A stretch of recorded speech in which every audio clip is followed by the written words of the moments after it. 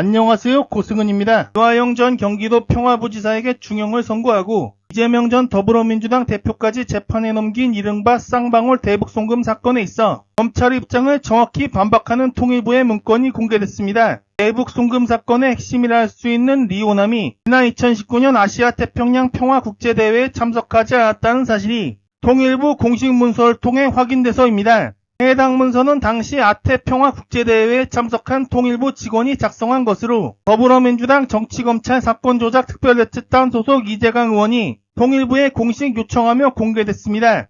해당 문서에 따르면 지난 2019년 7월 24일부터 27일 필리핀 아태평화국제대회에 참석한 북측 대표단은 총 6명으로 그 명단에 리오남은 없었으며 해당 문서 어디에도 리오남은 언급되지 않았습니다. 검찰은 당시 김성태 쌍방울그룹 회장이 2019년 필리핀에서 리오남에게 70만 달러를 전달했다는 입장인데 통일부 공식 문서와 대참석자들의 증언에 따르면 리오남은 현장에 없었다는 것입니다. 이를 두고 정치검찰 사건조작특별대책단은 25일 국회 기자회견에서 남북한 간의 교류와 접촉 승인을 관장하는 정부 부처인 통일부가 리오남이 2019년 필리핀 아태평화국제대회에 있지 않았다는 사실을 명백히 밝힘으로써 검찰의 이재명 전 대표 기소는 완전한 엉터리이며 정치검찰의 기소사실 조작 가능성을 입증한 것이라고 강조했습니다. 대책단은 구체적으로 5장짜리 문서에는 행사에 참석한 북대표당의 동향을 날짜별로 상세하게 기술되어 있어 그 외에 있을지 모르는 참석자의 가능성은 차단하고 있다라며 24일 북한 대표단이 필리핀 마닐라 공항에 도착한 시간에서부터 27일 북대표단이 북경을 거쳐 북한으로 귀환할 때까지 인터뷰, 연회 회의 등 주요 일정뿐 아니라 주요 인사가 누구와 대화를 나누었는지 어떠한 내용으로 접촉했는지 등도 포함되어 있다라고 설명했습니다.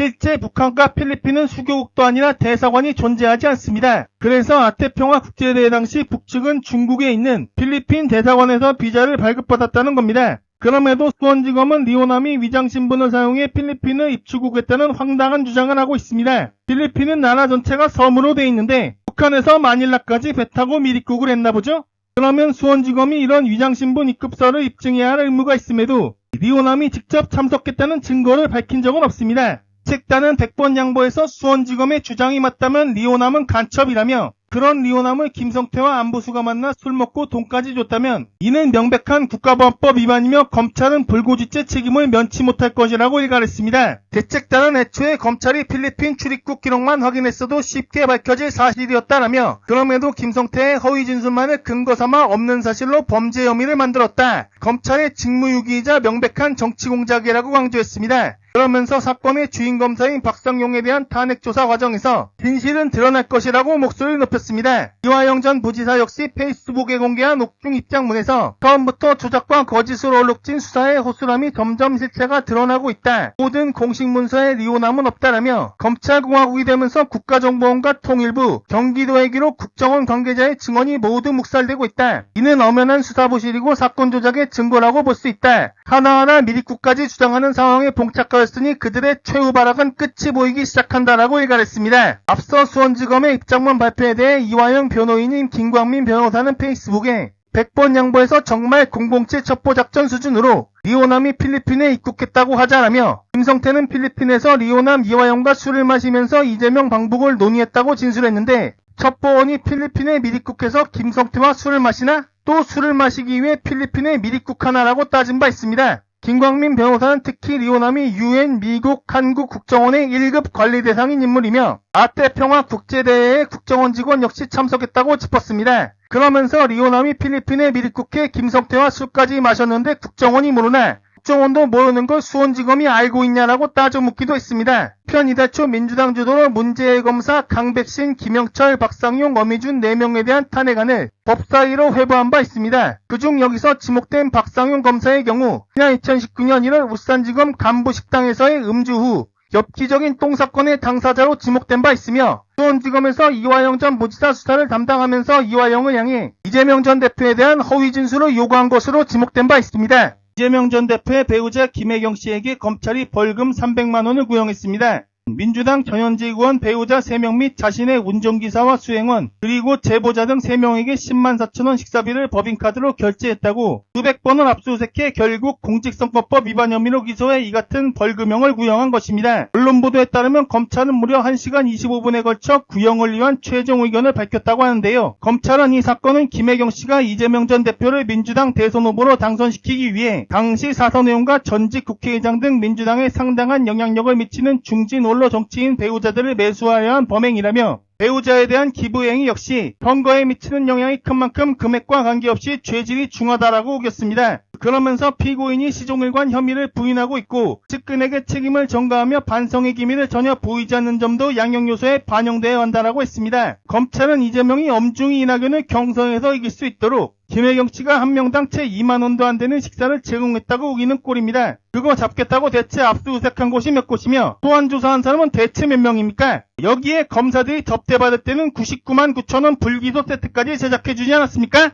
이에 김혜경 씨 변호인인 김칠준 변호사는 혐의를 뒷받침하는 증거가 전무하다라고 일축했습니다. 그러면서 국힘 비례정당에 공천까지 신청했던 제보자에 대해서도 제보자는 이 사건 식사가 있기 열흘 전부터 상사와 대화를 녹음하기 시작했고 이를 대선 한 달 전에 언론에 제보했다라며 이재명과 피고인을 공격하기 위한 수단으로 증거를 수집한 것이 명백하다라고 짚었습니다. 김혜경 씨는 이날 진술에서 저는 평범한 주부로 살았고 또 정치인 아내로 살면서 수없이 많은 압수수색을 당했으며 남편이 구속되는 일도 있었다라며 남편이 비주류 정치인으로 살면서 많은 탄압을 받았다. 그래서 저희는 항상 긴장하라고 살았다. 꼬투리 잡히지 말고 살아야지. 다른 사람인데도 우리가 안 된다고 하며 꼬투리 잡히지 말라고 남편과 수없이 다짐하면서 살았다라고 심경을 전했습니다. 김혜경 씨는 지난 2006년 이재명 전 대표가 성남시장 선거에 처음 출마했을 때 돈 없는 선거를 치르자는 남편 신념에 식사 자리에 가서도 인사만 하고 나올 정도로 항상 긴장했다라고도 강조했습니다. 이에 민주당에선 최민식 대변인 브리핑을 통해 알지도 못하는 식사값 때문에 벌금 300만원 구형이라니 지나가던 소가 웃는다라며 김혜경 여사 본인도 몰랐던 식사 제공임이 이미 확인됐다. 더군다나 지난달 열린 공판에서 재판부는 공모관계를 입증할 검찰의 증거 부족에 대해 여러 차례 지적하기도 했다라고 짚었습니다. 그러면서 부족한 증거에도 구형을 밀어붙인 검찰의 의도는 김혜경 여사를 검찰 포토라인에 세워 망신 주려는 의도 말고는 설명할 길이 없다라고 일갈했습니다. 최민석 대변인은 특히 윤석열이 서울중앙지검장 시절 업무 추진비 사용 지침을 어기고 혈세로 자주 회식했던 단골 한우집은 불법 영업으로 적발되고도 국세청의 모범 납세제로 선정돼 국무총리 표창을 받았던 점을 짚었습니다. 윤석열은 과거 성남시 청계산에 있는 이 한우집을 6번 방문해 회식하며 세금 943만원을 썼는데 과정에서 법과 쪼개기 결제, 근무지 이탈 등 업무 추진비 지침을 위반한 것이 드러났습니다. 이에 대한 보답인지 문제의 단골 한우집은 윤석열이 대선 후보 시절 1,000만원의 후원금을 낸 전력이 있습니다. 이로 인해 불법 영업에도 표창을 받은 것으로 해석할 수밖에 없는 겁니다. 총리 표창을 받으면서 시중은행 대출금리 우대, 철도 운임 할인, 공영주차장 무료 이용, 공항 출입국 우대에 무엇보다 3년간 세무조사가 유예됐다는 점입니다. 또 최민석 대변인은 MBC 재직 시절 호텔, 백화점, 빵집, 커피숍, 편의점, 톨게이트 등 누가 봐도 사적 사용이 의심되는 곳에 법인카드를 거침없이 긁었던 신숙 방통위원장 후보자는 누가 지명했느냐라며 검찰원의 대법원 확정 판결에도 아직까지 업무 추진비, 특수활동비 등을 공개하지 않고 있느냐라고 따져 물었습니다. 업무 추진비와 특수활동비 사건에 있어선 한동훈의 영수증에 잉크가 휘발됐다 드림만 떠오르네요. 최민석 대변인은 그러면서 10만원 상당의 식사 제공 혐의엔 벌금 300만원을 구형하면서 23억 수익을 올린 김건희 여사의 도이치모터스 주가 조작 의혹에 대해선 왜 아직까지 수사 종결조차 하지 않느냐라고 따져 물었습니다. 주가 조작권은 빙산의 일각일 뿐 서울 양평 고속도로 노선 변경 파동 등 셀 수 없이 많지 않습니까? 온통 표절로 얼룩진 김건희의 석사 논문에 대한 검증을 예고한 문시현 교수가 숙명여대 새 총장으로 선출돼 9월 1일 임기 시작을 앞두고 있는 가운데 숙명학원이 예고한 이사회에 미묘한 안건이 올라와 또 파문을 일으키고 있습니다.